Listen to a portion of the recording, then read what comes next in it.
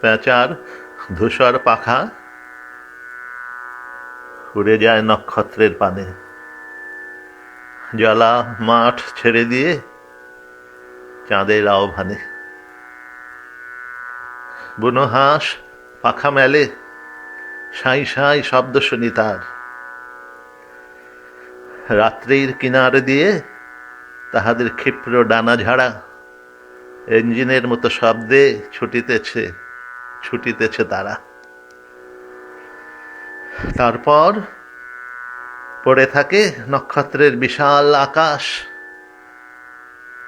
মনে পড়ে কবেকার পাড়াগার অরুণিমা সান্যালের মুখ।